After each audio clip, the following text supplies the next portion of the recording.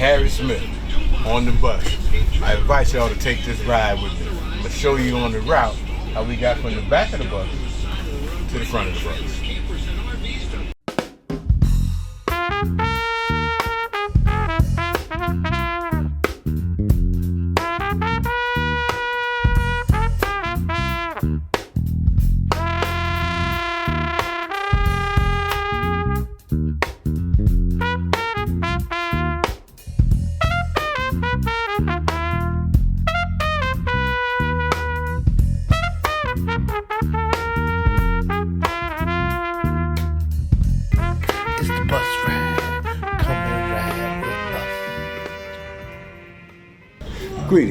Greetings. My name is Harry Smith, friends, and I'm here in one of my favorite places, the library. This is the Hampton Library in Hampton, Virginia, and I've spent many hours in here studying. I've spent many hours in their reference rooms.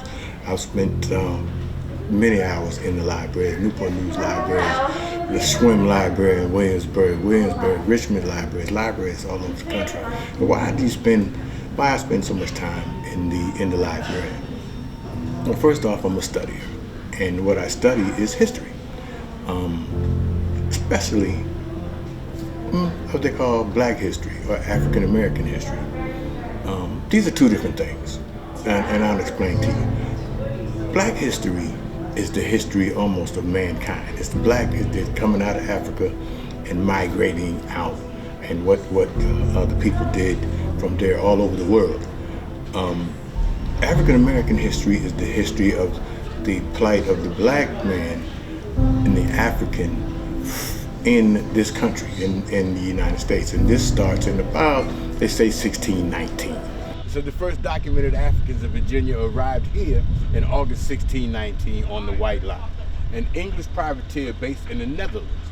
Colonial officials traded food for these 20 and odd Africans who had been captured from a Portuguese slave ship. Among present-day Hampton's earliest African residents were Anthony and Isabella. Their son William was the first child of African ancestry known to have been born in Virginia. And this is circa 1624, many of the earliest Africans were held here as slaves, but some individuals became free. But some individuals became free. We were always free, y'all. Just keep that in your mind, always free. A legal framework for hereditary lifelong slavery in Virginia evolved during the 1600s.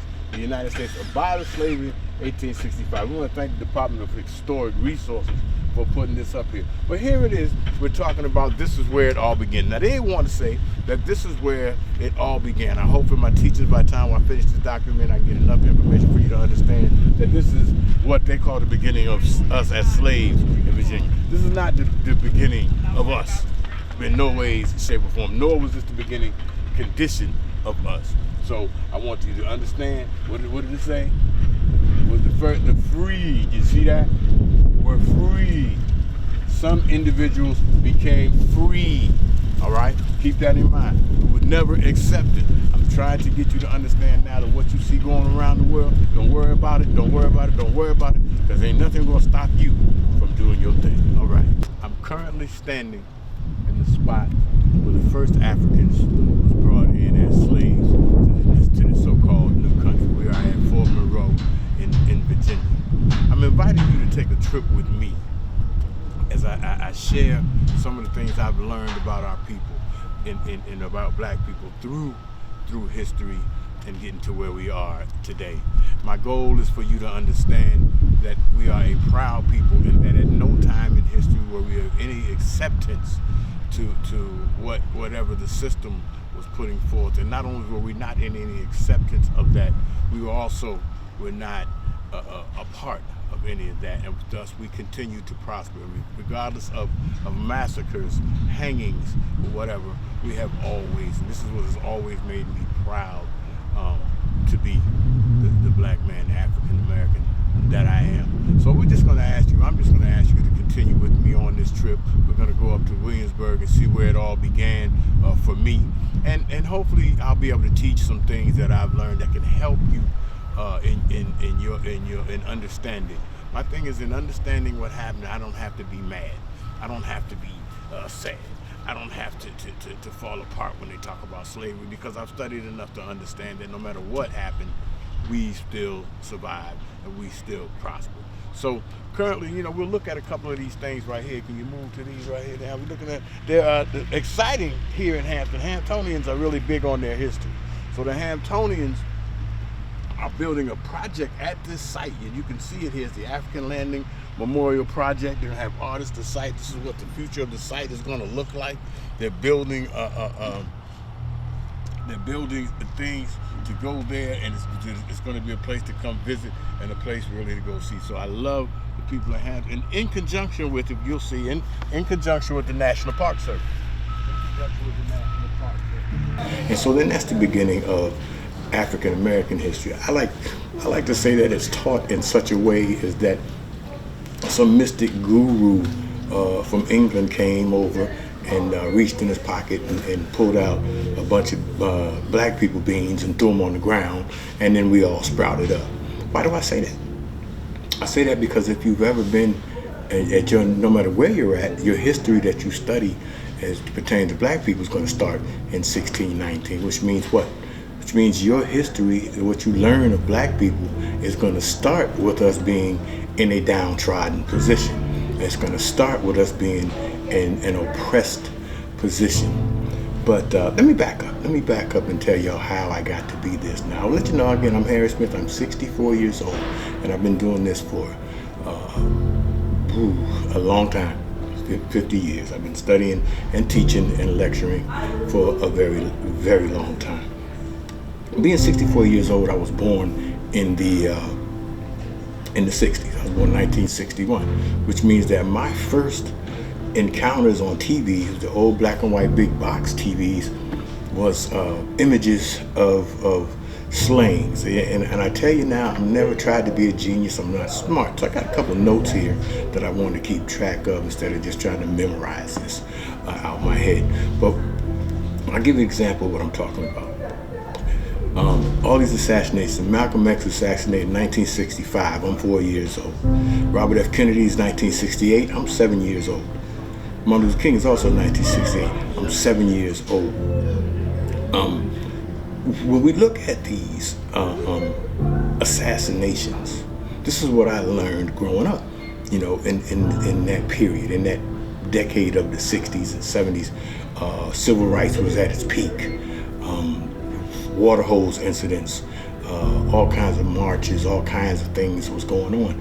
So these were my first images of this. Now, my dad was in the military. He was in the Navy, and he was stationed at that time in Virginia Beach, Virginia, or Little Creek, Virginia Beach. One end of that Little Creek base is in Norfolk. The other end is in Virginia Beach.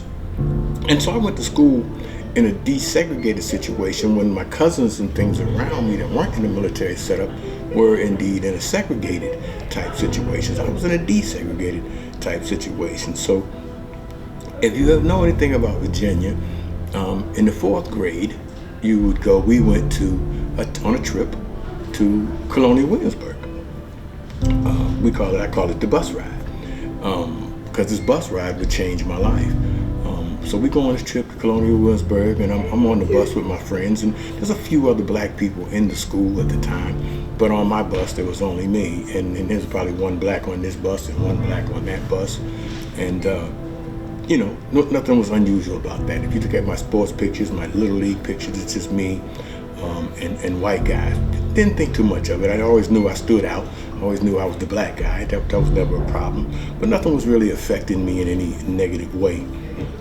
So in the 4th grade, the school decides to take us on a trip to Colonial Williamsburg. So we go to Colonial Williamsburg, and I'm happy like everybody else. We got our lunches packed, and we're riding the bus up to Colonial Williamsburg, and I'm having a ball. Me and my friends are playing on the bus, and we're just having a great time. And so the bus gets to Colonial Williamsburg, and we get out, and you go see all these historical places, House of Burgesses. I've been back up there a bunch of times.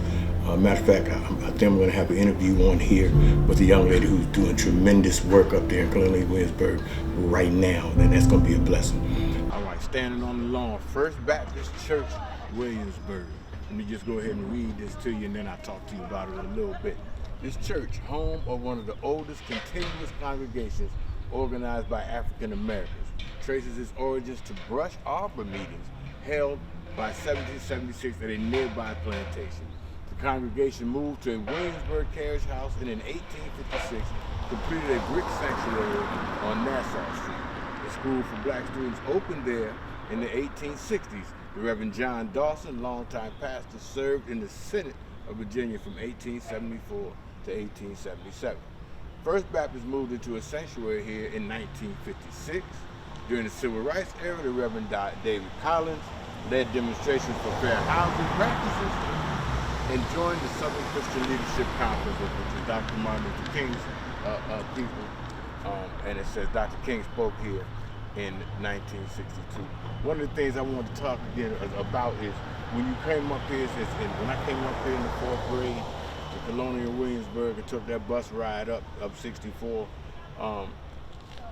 you know, they didn't teach me this part of slavery. They didn't teach me that in 1776. They taught me 1776 was the time where they did the Declaration of Independence was written and all of that. But they didn't tell me that at the same time, 1776, brothers was establishing their church. All right, black folks, I'm gonna say brothers, but black people was establishing their church. And so I always keep saying that there's so much that was not told.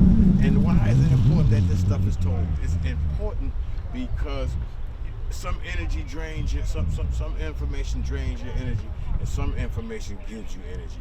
And if you take away all of the stuff that's going to give you energy, you know, I'm trying to give you a little bit of energy back by letting you know, hey, at no point, again, I always say it, at no point did we ever yield. At this point here, the black folks are dealing with slavery, they're dealing with it. 52% of the population here in Williamsburg was black. I didn't know that. Did y'all know that? 52% in 1776 when they signed the Declaration of Independence and all of that. Over half of Williamsburg is black. You know, it's black. They don't teach you none of that. They don't teach you none of that. Why? Because that would give you energy. What was the black people doing? Was they being slaves? Some of them was, yes. But were they all being slaves? No. Some of them was carpenters, some of them was brick masons, some of them was hired out. They were buying their own freedoms. I can show you slave rolls, rolls of freed men in that time period, and how and why they were freed. So we just want to get into this one. If I get a chance, I'm gonna try to get inside the church today if they'll let me. I don't know if they'll let us get inside today, but you know, one of the first black churches in the country, Williamsburg, Virginia.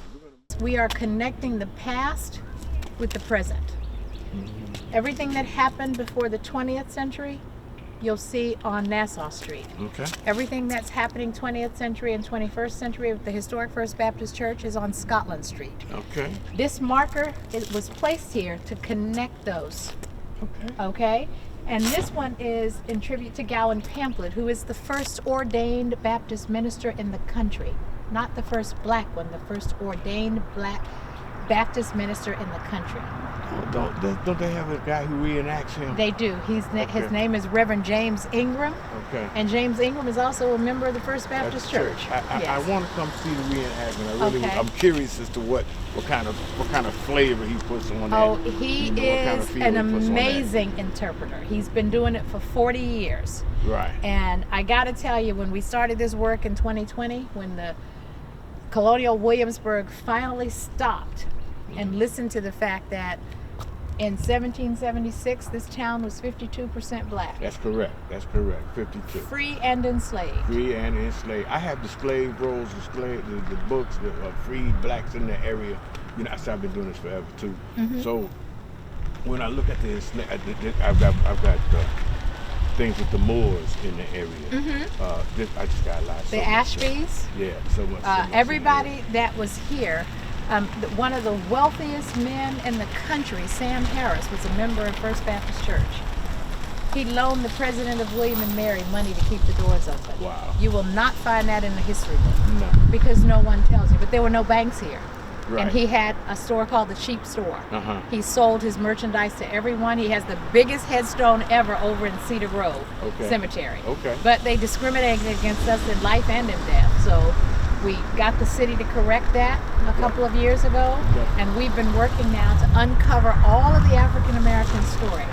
I got a call last week while I was in Mexico that the ground that we're standing on, Okay. there are infant burials here.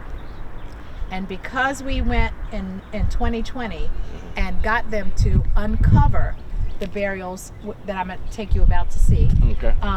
they called and said, I'm contacting you because you said the descendants should make the decision. Okay. So there's going to be a town meeting in April where they're going to tell us exactly where those graves are here, and they're going to memorialize them. We're just gonna memorialize. Yes, we are. Yes, we put are. Something there. Because it's sacred ground. Yeah, you Before don't want to be tearing it up. yeah, before the Rockefellers came in and decided that, you know, talk they about would. the Rockefellers. Yeah, they We yeah. want to talk about them. Well, they came in and thought that America would be happy if they portrayed history of the colonial times, but only from an Anglican perspective. It's the only perspective. That's the only perspective. That was the only one this they is, knew. And this is the basis to the documentary that I'm doing, is that what I travel and what I do is I look for the people that don't nobody know nothing about. Right. I pull up in some town in North Carolina, and they'll tell me about 10 or 15 black men that did all kinds of everything to keep it going. So my whole theme and my whole theory always through my mind and my heart was, when I first came up to learn about slavery, which is why I'm in Williamsburg, because when you're in Virginia, Yeah, that's you right. must take a tour of Colonial Williamsburg. My dad was in the Navy. I was living in Virginia Beach. We ride up here in 1970, 69 or 70. We ride up. I'm the only black on the bus. Yep. I'm the only black And on thinking, the bus. why am I here? I don't see myself. I leave out, I Yeah. feel totally different. Yep. But it sparked me to where I am today. It Yeah. sparked me to Well, where, that's great. But what I always look for is what we were doing for real. Yeah. What were we really doing? Because you just Well- want me to think we was just some. They want to No. think that some guy came, reached in his pocket, threw out a bunch of so-called nigger beans, and we just sprouted. Oh no, that's And we not just what happened. sprouted. Not only that, No. not only that, at no time were there not freed blacks everywhere, That's right. everywhere, And well educated. and well educated. And that was wealthy. the key. And wealthy. And wealthy. Um, that was the key. Yep. The First Baptist Church it had agency because of its affluence. Okay. Now that presented a problem for us when we had our daughter churches and our granddaughter churches come out, because they thought all of the bougie folks went to First Baptist Church. You had to be educated or you had to be light skinned. That Okay. way, you know. Yeah. That's just a countrywide Oh yeah. thing. too. Well, so That's colorization. it is what it is. But we're now bringing those churches back in with us to uncover this full story. Right. And it is having an amazing impact. I just left and I have this on. I probably I was should have looking taken at it. that. I was looking at that. The Virginia 250. Okay. What we're doing is we're saying to the nation, you will never again celebrate this country with ignoring us, because we were here. This is our country. Okay. And so we're going to force you now. All the little parades you have in the red and white and blue balloons and all of that, you know what? Love them. We're going to make sure that we got some folks that look like us. And this group is, who is this? They are 250? currently right now over at the lodge, the Williamsburg Lodge. Okay.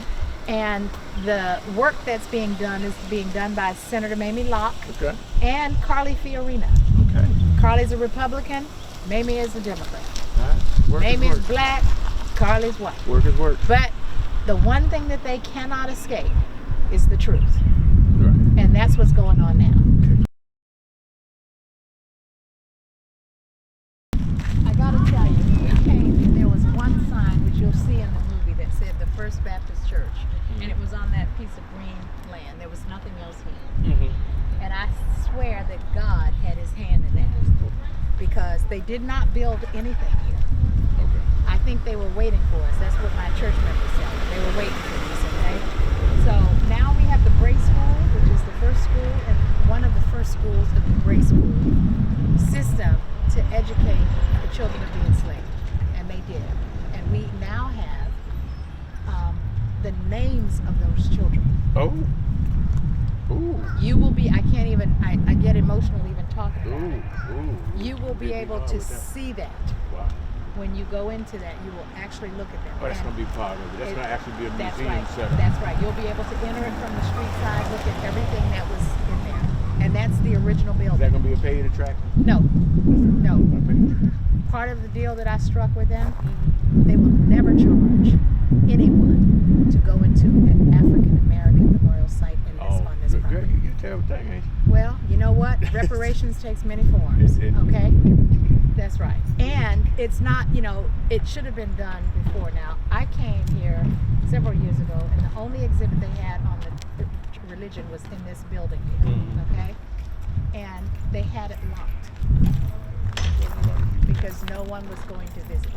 Okay, so I pulled my car illegally like I did today, and I sat over there every day when I came in from DC from work to see what the visitation was and to see who was going in. How many people with was us. trying to get in? Right. Right. Wasn't many, Right. because Duke of Gloucester's over there. Right. So we've done a couple of things in the last 4 years. There's going to be an African American Heritage Trail. This is stop number 9. That's stop number 8. The church that you were just at was the first stop. Let me just tell you, these trails. Yes, yes, because the places that have been forgotten, they're now trying to come back. I'm in South Carolina. All the places trails are popping Yeah. up everywhere. I've been probably Yep. So let me show you what happened here. So nothing was going on over here. Okay. And we came over with the archaeologist. Okay. Okay. And we still have descendants that are alive that are 90. And they said, that sign that you have over there is in the wrong place. That's not where I went to church. I went to church over here. Oh. And so we talked to Colonial Williamsburg. They got a ground penetrating radar. They came out, they looked 30 feet below the surface. And right at that point, in 2020, there was an asphalt parking lot here. There was a bus parking lot on this site. They used it for parking. So what they did was the archaeologist, with descendants' consent, examined the surface. They found the original foundation of the original church. Right. They found the foundation of the 1856 church. Right. And then we asked them, we said, are there any burials there? Because we know that this country discriminated against us while we were living, but also while we were dead. We had to bury our dead somewhere. Where are they? And they said, well, we don't think there's anybody there. I said, but yeah, but do you know? Do you know? So they said, well, we don't, okay, fine. Get a GPR and look at the ground. They first found 3, and then they found 23, and now there are 62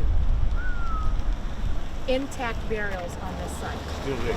Yes, sir. I'm about to show them to you. Okay. This site is not going to open until they break ground. And they're protecting the site now because the descendants are calling the shots, as they should. Okay?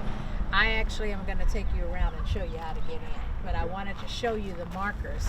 We made the news last November. But my rule is this. If I tell the descendants that the general public will not know it before they know it, I mean it. Okay? So I'll show you the markers back there. This is closed, but I'll take you around the back. Okay. On Juneteenth this year, we're going to break ground. The descendants, Juneteenth. Okay. Juneteenth, the descendants will break ground. I think NBC Today is going to probably come back. Probably. Too. Yeah, they've been here already 3 times. Well, so. this is worthy of that. Yeah. This is So definitely. let me show you, and you can follow me.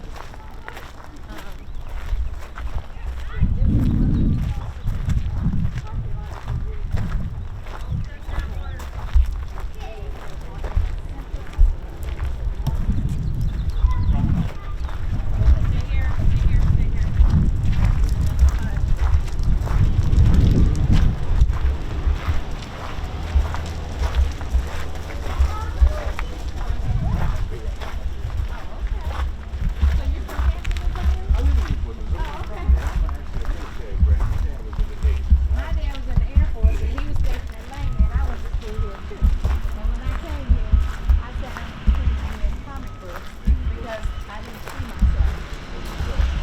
So what we did, we said, we know that there's no African American presence in this place other than that of the enslaved.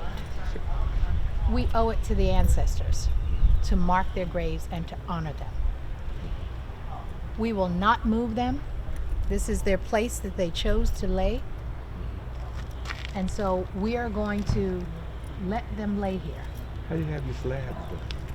We had them done, they were manufactured by Colonial Williamsburg because again, we called the shots and we said we wanted them to be a certain material. We wanted them to be placed on the top of the ground exactly the way that they are underground. Because while we don't have the technology right now to do sophisticated DNA testing, we may at some point in the future be able to identify these people. And you'll see there are going to be some that overlap. Yes. That's how they are underground. You know, I tell you that that's just really hitting me in here. That's really It's pretty emotional. That's really hitting me. My wife and I went up to Alexandria. Mm-hmm. They've got a grave cemetery set up there. You've been Yes, up to that one? we actually used what they have. They also have a stone wall in memory of this. Yes. We sent our researchers out to look at other places so that we would know how to appropriately memorialize this place. So what we did was, for every grave that's here, there's a marker. We may not know their name, but we know whether they're an adult or an infant or a child. You'll see they're in the same size of the graves that are below the ground. This in itself is an undertaking. It is, Just that. yes. Just what I'm looking at. So It's an this one undertaking. opened last November before our gala. Okay, so this one is open. Yeah, well, it's really not, but Okay. you know you came in here and you can Yeah. shoot footage or whatever you want to do and just tell them Connie was here and they'll say, oh, okay. Okay, Connie. Connie is it Yeah, for me. say, let Freedom Ring brought me over here. Now, this building here, this is going to be the site where we break ground and we're going to restore the original structure that was here. Okay? What is that structure? They're gonna build it. That's what they did in Colonial Williamsburg. They restore buildings. what they So did. we said, okay, you put up all the other old ones, but we need you to put up this one too. Yeah, that's right. So this one was destroyed by a hurricane in 1834. And that was one of the churches. Yes, that was the church. That was the church. Now, for Which makes so much sense. The church, the church, just like That's it is right. today. Right. That That's just right. makes so much sense. yeah, so Yeah. when they do restore the church, we're gonna have possession of this building and the building across the street. Okay. Which you told me was a what? It was what they thought was the African Baptist meeting place, But it was not. but it wasn't. It was right here. here. Got it. So we're going to modify those. They are now working on a narrative to tell the story correctly. Okay? And once they do this, then you'll be able to leave after the 18th century and go over to the 19th century, 1856, 1857. They built that one over there in 1957. So the story will continue, but the presence of the African American community was here. You had the wealthiest people in the world here when wealth wasn't a thing. Kind of, I can see that you are so vested in this right here. I am. You're am. very soul reeks I of am. this right here. I am. You are. It is well with my soul. Is it well? It is well with my I soul. have been doing this for, like I tell you, the people that I get to meet. Mm-hmm. I'm just a nobody that nobody knows that comes through. That's me. Mm-hmm. But the people I meet, like yourself, what a job! What a job! Well, you know what? It's not as much a job as it is a calling. I can feel you It's on a that. calling. I can feel you on Because that. I have a job. Yeah, but I I got tell one you, too. I had one. and you know what? At 70 years old, I thought there's got to be something that I can do to leave this place better than I found it. This is what I call it. I said the word job, but it's really a work. Yes, It's a work. it is. It's a work that has been assigned to you. You accepted it. Well, and when you get like with the descendants that were here that lived through Jim Crow and everything else, Everything. they never thought this would happen. No, And when I came here the first time and I stood on this space, which I call a sacred space, yeah. and to see them, I was talking to one of them, Ms. Gardner. I was talking to her. She said, "Stop talking. Stop talking." She said, "I need a minute." I'm almost about to need a minute. She said, "I need a minute because I never thought in my lifetime that I would see this happen." She said, "They have done us all kind of ways."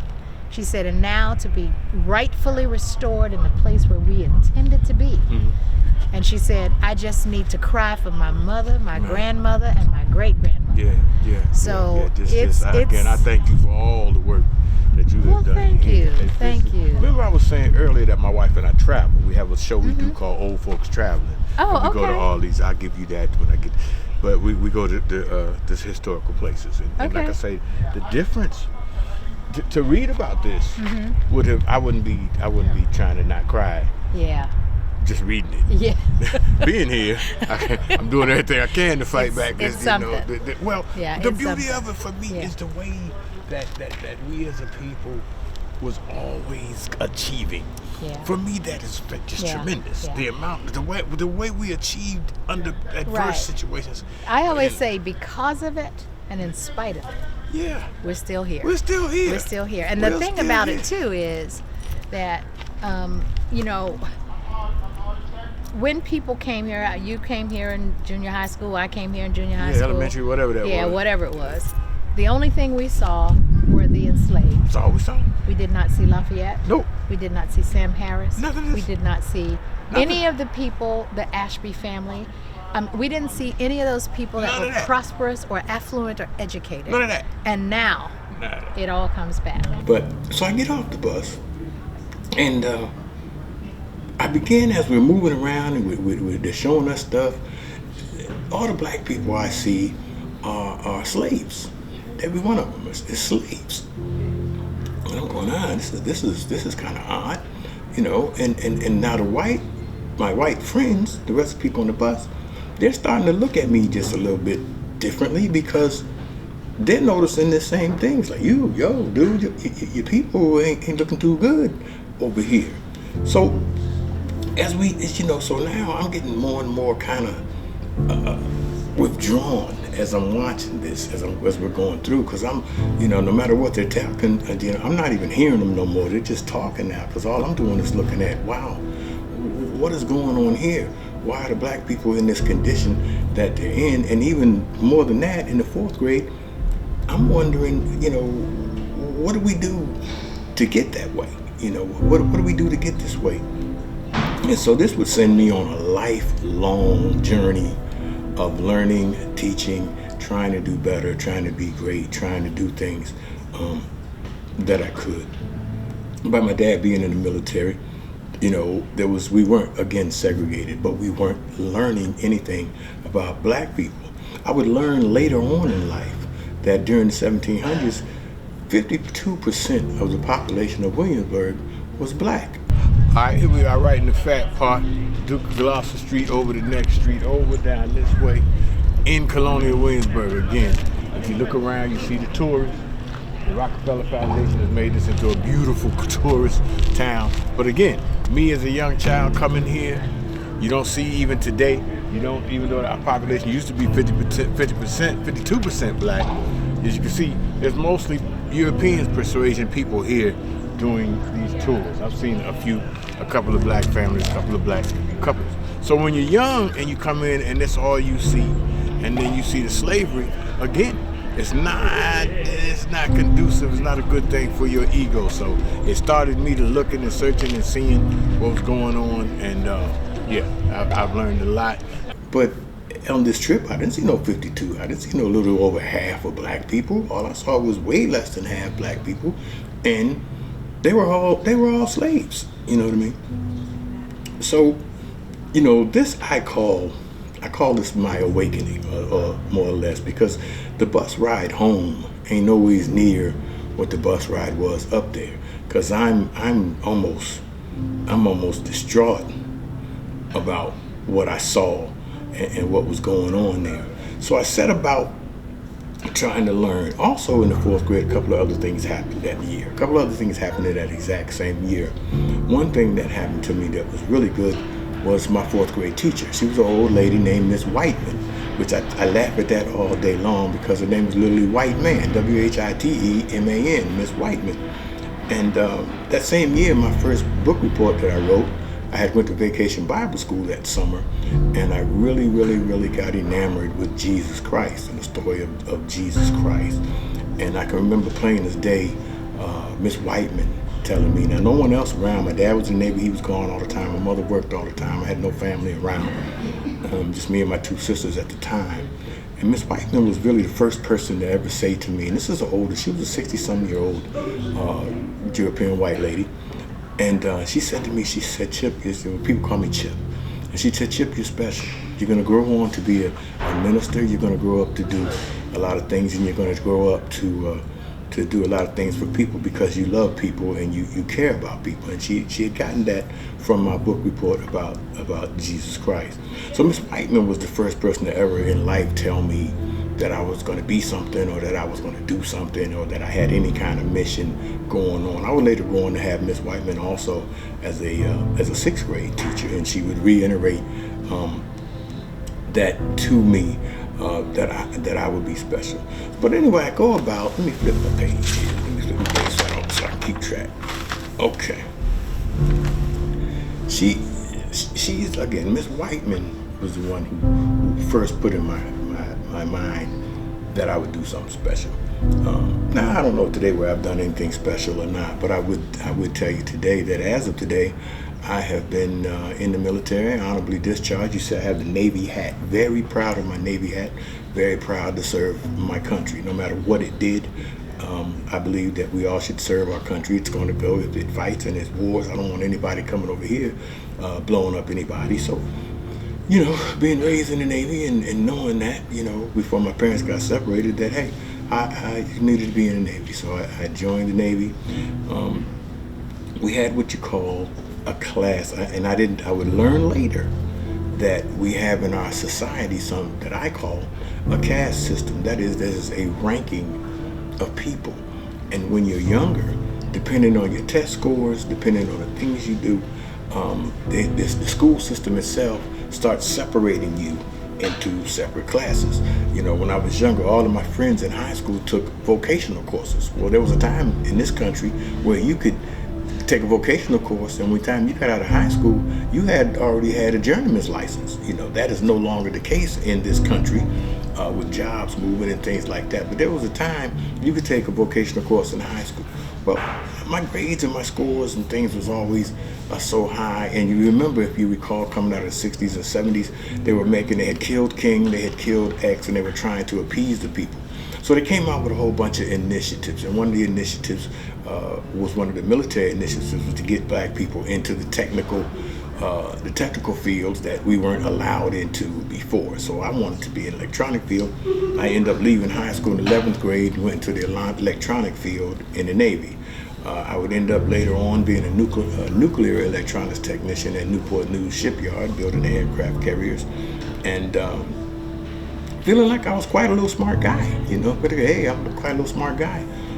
Not realizing that I had been selected to move through the system like this. I remember one year my mother wanted me to get into the electrician program at the high school, and they wouldn't let me in because I was in the college prep program, and they didn't have enough black people in the college prep program. So I met a quota. All of us have heard and used the word quota. So, you know, I met a quota, which forced me into the military, where I met another quota. You know, this time a quota that I could fit in, and became an electrician and the electronics technician. But I would, you know, it bothered me so much coming off the Colonial Williamsburg that I began studying slavery. I began studying everything I could about the black people here. Even simple things like how we developed from Negroes to blacks to African Americans, and how our names changed and what we're being called has been changed over the years, not knowing anything about the Moors and different things. And I will get into the Moors later. You'll see me do some lectures talking about the Moors on this right here. Not knowing anything, you know, just plain old not knowing anything, but I'm studying, I'm learning. And I realized it's perspective, the angle that you learn a thing. You know, a European person can learn the same thing I'm learning, but the angle they're being taught that is different than the angle that I'm being taught that, if that makes any sense to you. We are at the Visitor Center at Fort Monroe. I told you I live around so much history, so I just want to take a second. I just want to take a second to thank Fort Monroe for embracing the African American history that they do have. This is Hampton, Virginia, such a historical place, and I want to thank them for doing that. Here we have behind me these three gentlemen right here. Actually, I'm not sure how they got across, but during the war, the Civil War, these dudes got from Sewell's Point, which is Norfolk, over here to Fort Monroe. If you know how wide the mouth of that harbor is, I'm trying to figure out now if they swam, if they stole some, I don't know what they did. But once they got here, General Butler said that they were contrabands of war. He deemed them contrabands of war because the southern states had pulled away from the Union and he didn't have any obligation to the southern states. So once people found out, the slaves and things and the runaways found out that these brothers had been declaimed contraband of war, then they started flooding in. Thousands of black people came from all over and set up camps, set up little camps, slab towns, different towns full of refugees from slavery who had been freed and declared contrabands of war. There's so many in this, and it's strange to me that there's so many people in Hampton that do know their history. There's so many people in Hampton that move towards their history, and yet there's so many, especially the younger, who don't know nothing about the history of this place. So this is just one other place. This is I'm gonna tell you exactly where this is. This is the Visitor Center in Fort Monroe. They have another one of these statues in front of a young lady, and that has one hell of a story also. So again, what I'm always saying, y'all, we are great. There's nothing gonna happen. Don't worry about these people. Don't worry about the economy. Don't worry about anything like that. We're not getting squashed out. We ain't never been squashed out. Through all that we've been put through, you still striving. And that's gonna always be my message, and it's my message today. Thank you. I would go on, to strive, and something in me said, hey, dude, you gotta help. You gotta help. You gotta do something to better yourself, and you gotta do something to better the situation. You gotta do something to better the plight of the black man. Now understand, I've never been poor, so I can't even talk to you about being poor. My mother can, my grandmother and all of them can definitely speak to poor, but I can't really speak to poor. But I can speak to mistreatment. I can speak to being segregated. I can speak to being singled out. I can speak to not being promoted. I can speak, because of my color. I can speak to not being let in certain things because of my color. I can speak to being threatened because of my color. I can, threatened to be beat up, everything. So there are definite things I can speak to, and it's these things that caused me and drove me my whole life to learn and to teach. The things that I learned and the things that I teach. So as I go through this, I want you to understand that, one of the reasons I'm doing this is because one of the greatest things you notice now, especially now, and this is 2025, is that so many people now are tracing their heritages back and tracing their lineages back. All right, we're out traveling today. We're at the Tucker Cemetery, still in Hampton, Virginia. It's so much right around my house. Do not talk about what I'm talking about, but that I like to see and get to. William Tucker Foundation. Remember, we already learned that the Tuckers was the first slaves that was taken in from the ship out at Fort Monroe. Their family has stayed here and grown and multiplied now. And this started in 1624. The William Tucker 1624 Society is a nonprofit that the family started to clean up this cemetery and make this sand beautiful. This is on Sharon Court, I think it is. Sharon Court, Sharon Drive here in Hampton. Right off Aberdeen Road, right off Weaver Road. You come around, you hang right on Jordan, and it swoops you right on around. And then the cemetery is back here. You'll see more landmarks and then actual plots and whatnot. So to think that we didn't do nothing, y'all worrying about slavery and doing all this and that. I'm telling y'all now, this family here, Tuckers, have been here since the beginning. This particular family is known to have been here since the beginning, and they're still alive and they're still prosperous. We're not going nowhere, people. We're not going nowhere. All right? Let's see, can we make another stop and add that to the list? So I was able to trace my people back to the Gullah Islands. I was able to teach to a place called St. Helena's, St. Helena in South Carolina. I've been there a few times. I've been to Charleston, South Carolina. I've been to a lot of places and studied these histories. So as I'm coming up, I'm trying to figure out, what is my place? What is my place? My father's around to teach me. Nobody's around to teach me. So I'm trying to find my place. But inside of me, I'm being driven, towards helping people, towards teaching people. I'm being driven that way. Don't know why. Don't really want nothing to do. And if you all understand what I'm saying, there's a lot of stuff internally to you that's being pushing you that you try to ignore or you try to stay away from. I didn't mind learning. I just had a problem going out there trying to teach it. So at about 21, when I got out the Navy at 21, joined when I was 17, did 4 years active service and 2 years of inactive service, for a total of 6. I began, coaching basketball. Okay, I moved to Virginia, got a job working on nuclear aircraft carriers down in the reactor plant. Wasn't nobody black down there with me.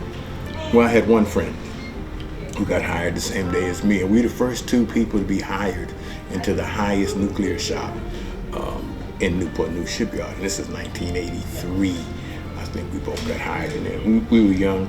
He was out the Army. I was out the Navy. But I began coaching ball. I had moved down from Rhode Island, and this is where I learned that there were different kinds of prejudice. I didn't understand prejudice that much, but as I began to see that there were different types of prejudice. When my parents separated, we went to Providence, Rhode Island, and we lived in Providence, Rhode Island. I went to high school. By the time I left high school in 17, I had moved and lived in 5 different states. But I noticed in Rhode Island that there was a separation up there that was different than it was in the South. And that separation was that the neighborhoods in the cities up there were segregated according to ethnicities. The Italians had a section of town. The blacks had a section of town. What do you call those? The Irish section of town. Everybody had a section of town, and nobody after dark was supposed to be out of their section. Whereas down here in the South, the prejudice is a little more black and white, just blatant, just blatant black and white, just black and white.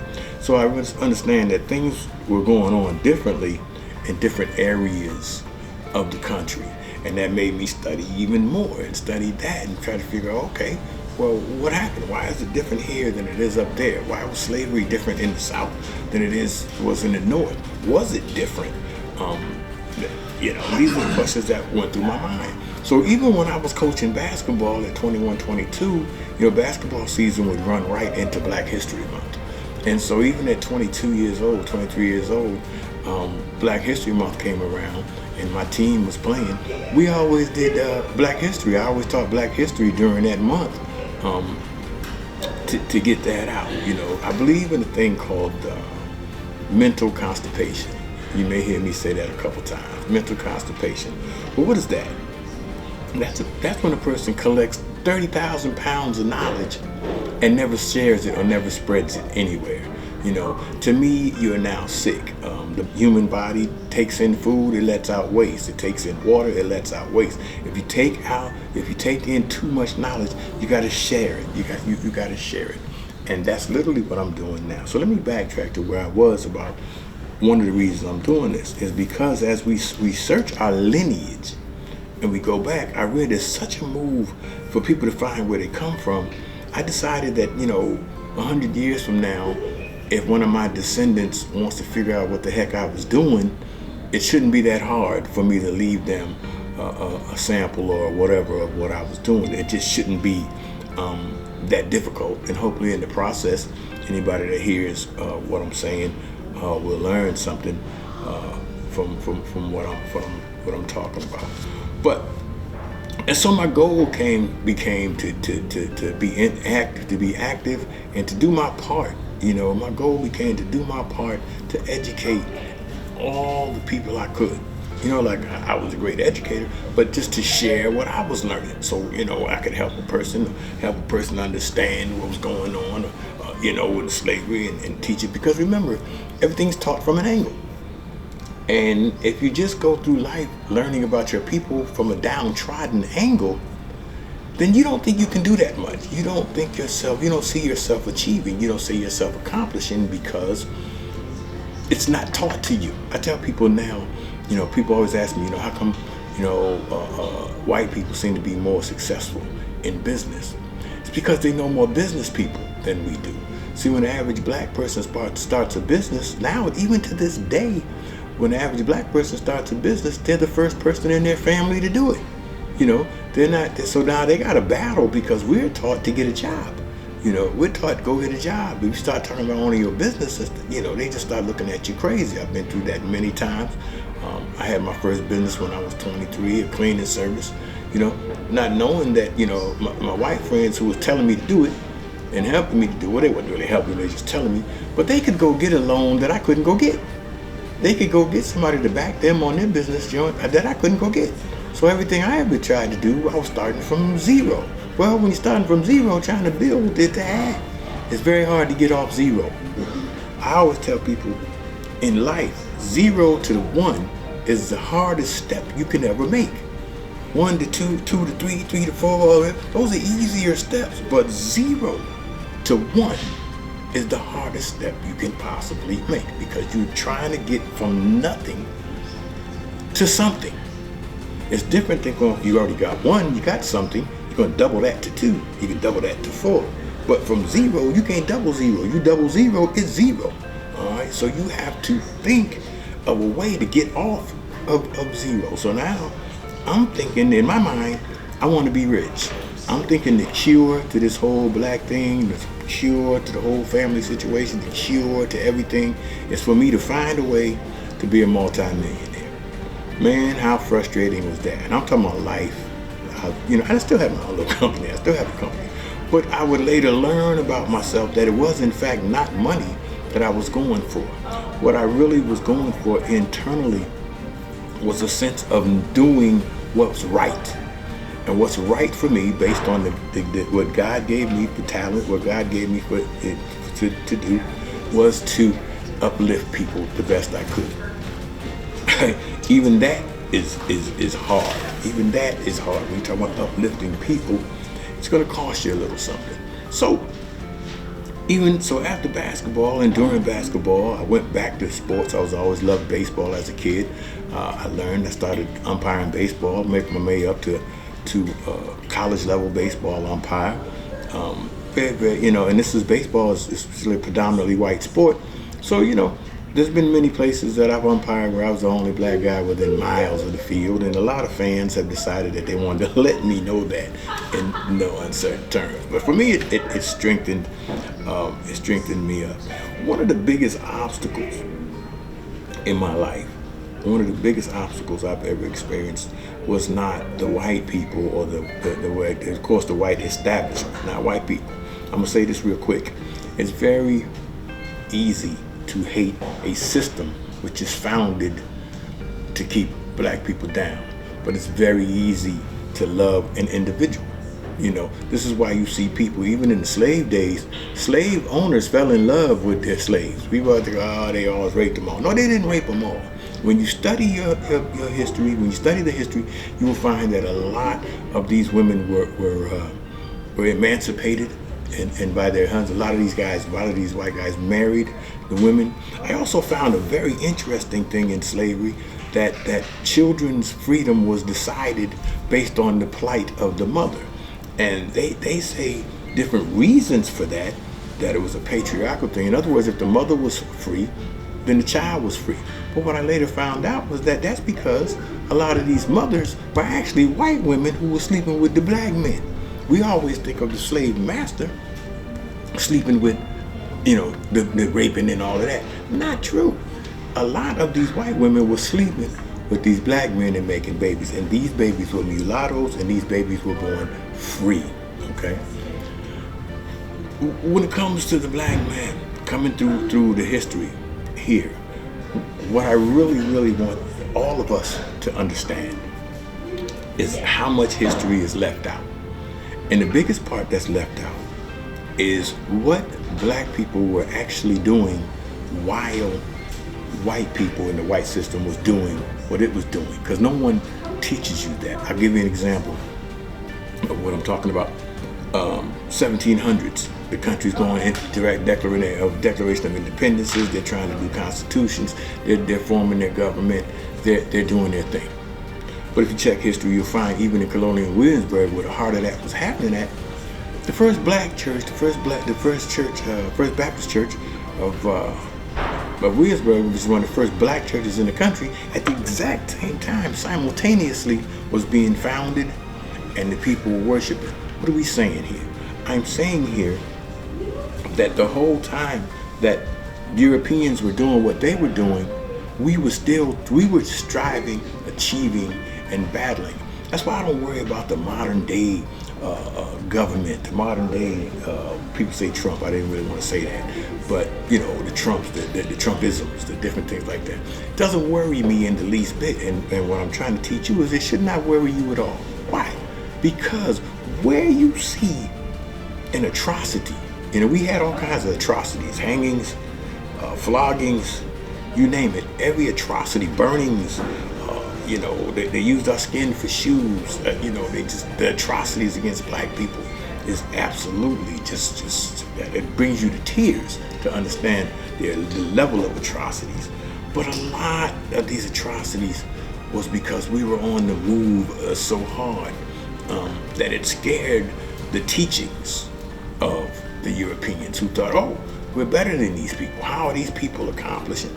So I say to you, at the heart of what I teach is that we were always achieving, always accomplishing, and we're still achieving and still accomplishing right now. The Civil War was not a war for black people. The Revolutionary War was really a civil war with the English fighting each other trying to get this land over here. That wasn't the war that the black people was. World War II, World War I, Korean War. None of these wars, not one war, really had anything to do with us. Now they will tell you that the Civil War had to do something with slavery. Big, it's small, but it wasn't about slavery. It was about economics. It was about money. It was about who was going to control what money and how he was going to, you know, how we were going to make this money. The South had free labor and they wasn't trying to give it up, period. The North was trying to industrialize, and so they were trying to do their thing. We were, as we always were, bounced in the middle. We are on the campus of the mighty Hampton Institution. It's now Hampton University, was Hampton Institution at the time. I'm gonna get back and talk a little bit about that, but I want y'all to get into this. We're actually at Emancipation Oak, and it says here, I ain't gotta be a genius. I ain't trying to fluff you. I'm gonna just read it like it is. In January 1863, here, under an oak tree, newly freed African-American students, say it again, newly freed African-American students listened as the Emancipation Proclamation was read aloud. Union General Benjamin Butler's contraband of war decision at Fort Monroe in 1861 anticipated that day, enabling hundreds of enslaved African Americans to reach freedom in the Union lines. Pre-war slave codes had forbidden the enslaved from being educated, but the increasing number of refugees camped here prompted the establishment of schools, which the newly freed eagerly attended. Mary Peak, a free-born, there we go, Mary Peak, say it again, free-born African-American, had boldly disregarded pre-war laws and taught enslaved people to read in her home near the Hampton Academy. Peak's house was destroyed when Hampton was burned on August 7, 1861, but she continued teaching in an abandoned cottage next to the Chesapeake Baptist Female Seminary. Peak's 1862 death from tuberculosis ended her outstanding work, but by then there were other educational opportunities for the freed people. The American Missionary Association, a New York-based Christian philanthropic society, sent Reverend Lewis Lockwood here in September 1861. He noted that the parents and children are delighted with the idea of learning to read. The association established 2 schools here. Additional schools were created at Fort Monroe, Camp Hamilton, and the burned-out Hampton Courthouse, which missionaries and freed people renovated I'm gonna say it again, which missionaries and freed people did what? Renovated together. Here again, going back to the thing where I'm trying to tell y'all, we never accepted it. We was always working. Said I keep highlighting the freed people. We're at emancipation of. What we're gonna do is I'm gonna walk around the better side so you can see a much better view of this. I can talk to you a little bit more about the importance of Hampton University as a school. Maybe I'm walking. If I walk too fast, but I want y'all to get the breadth of this oak tree and how pretty this oak tree is when you really look at it. This is a tremendous oak tree. I love this tree. And you watch it, you can imagine the people standing under here as they're reading that Emancipation Proclamation right here. Beautiful, beautiful, beautiful. There it is. The Emancipation Oak on the campus of Hampton University. Why Hampton University? Why do I like to talk about Hampton University? Hampton University put out, let me come back this way. Hampton University put out probably, when you start talking about Booker T. Washington's, Rosa Moulton's, the people that Hampton University graduated back in those days, I can't stress enough how important education was to our people then. Education was everything. We understood that with education, we would be able to grow, we would be able to do things. And Hampton University was definitely at the forefront of that. They put out school teachers, they put out engineers, they put out some of everything they could possibly put out, and would go back to the communities. They became school teachers, they became principals, they became all kinds of things. Booker T. Washington would go on to be the first president at Tuskegee University. We got Rosa Moulton, who followed in after him. And just and even recently, I've been here long enough to watch this gentleman named Dr. Harvey stay in that same tradition and really grow this institution. I want to salute Dr. Harvey for the work that I watched this man do over the years. People don't think you're watching, but you're watching. But here again, Emancipation Oak. But under the cover of us being bounced in the middle, we were still achieving. We were setting up cities. We were setting up strongholds. We were doing all the things that we needed to do as a people, which is astonishingly cool for me. It's astonishingly cool. It's my favorite part of what I've learned and what I teach is that underneath, while the European government, while this newfound government, and the Bible talks about battling with principalities, and that's what we're dealing with now. Trump is a principality. He's part of a principality. And so in that principality, we still endure, we still accomplish. Those of you that know things about the Black Wall Street and the different neighborhoods, Wilmington, North Carolina, the massacres, go ahead and Google it and just Google all the black massacres. These massacres occurred because we were achieving. No other reason. No other reason. Not because we attacked anybody, not because we took anybody's land, not because we did any of that.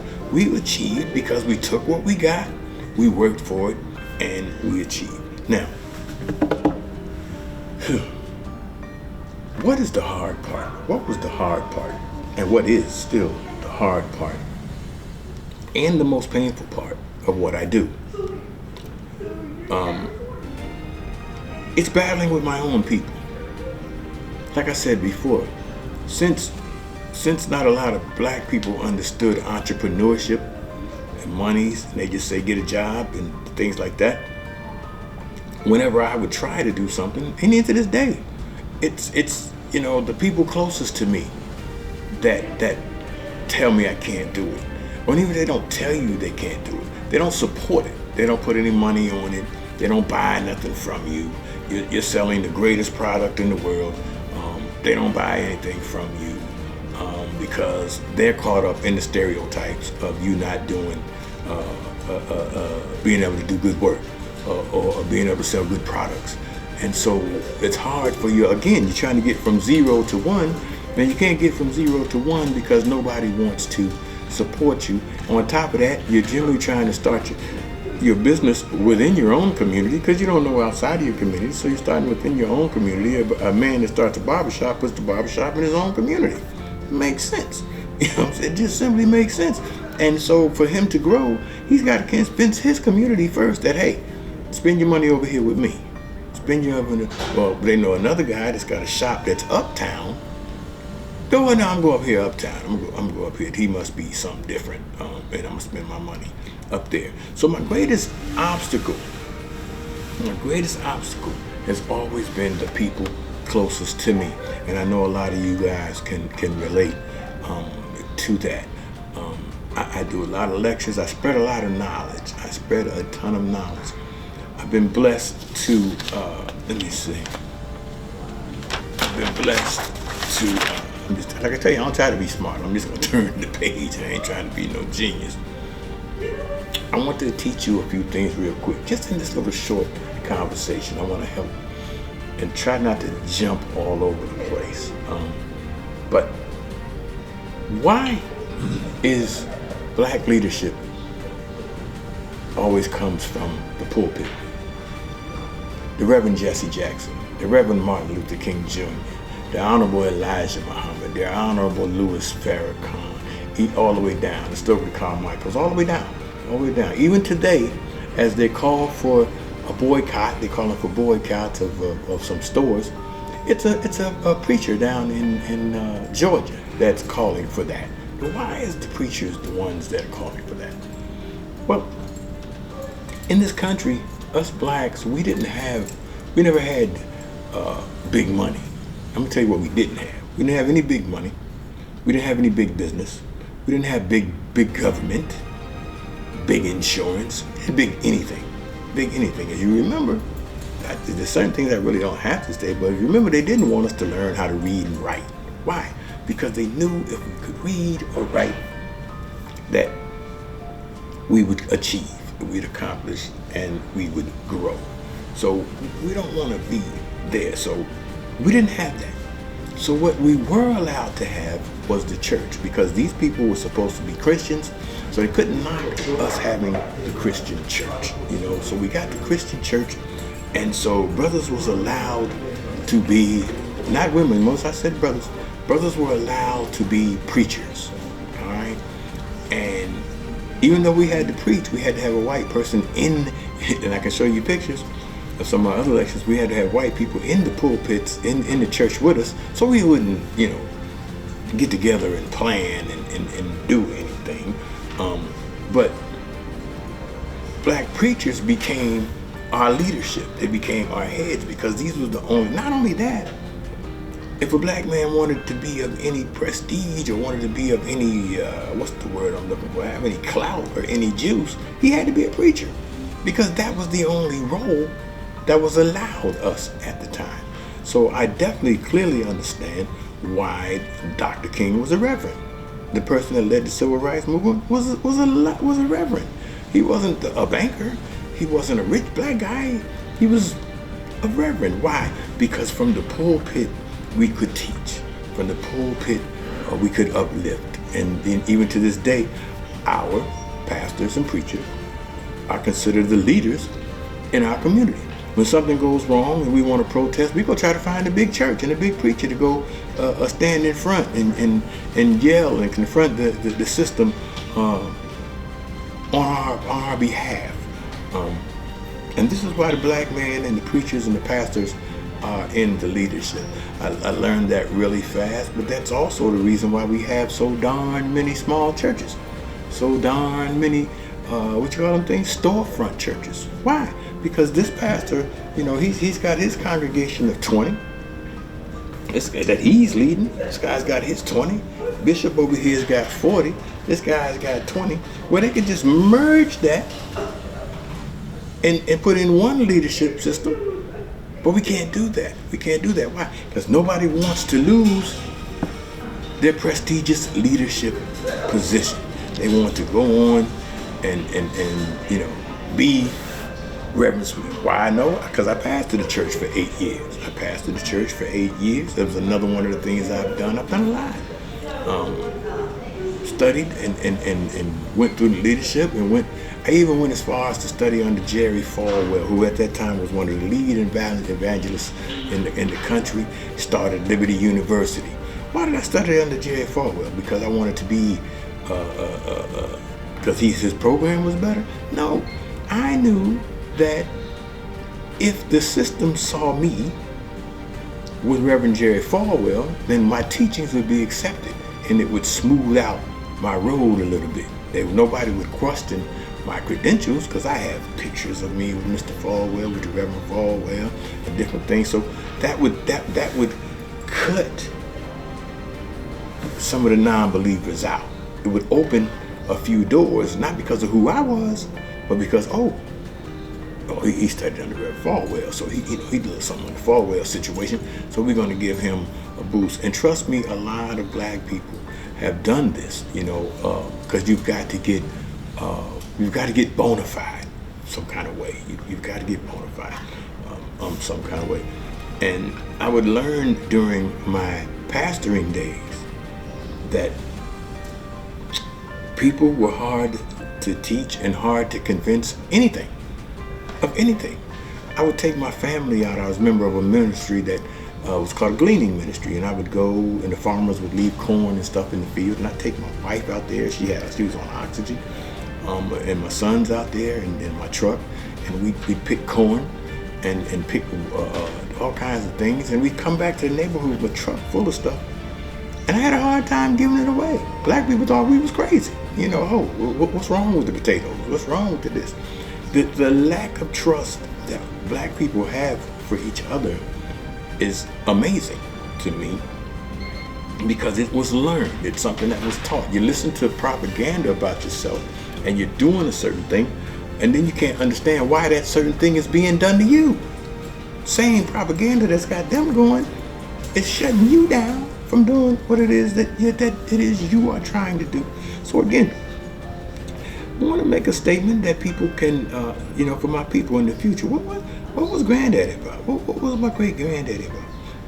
Your great granddaddy was about trying to teach, trying my best to share what I know, to uplift. Again, I'm 64 years old now. I'm retired. I've went through the system. I've bucked the system. I've been beat by the system. I've been set back by the system, and I've learned to work the system. I've learned to learn what is acceptable, what doors I can push open, what doors are never going to be open, and like that. So, all right, that's going to conclude our bus ride for the day. I hope you guys enjoyed it. I sure enjoyed having you with me. Talked about going the bus ride, how the bus influenced my life, the bus trip to Hampton. But what you didn't realize is that we were taking you on a bus ride with us at the same time. We started our bus ride up in Williamsburg with Sister Connie Matthews. Gave us a beautiful tour of what was going on up there.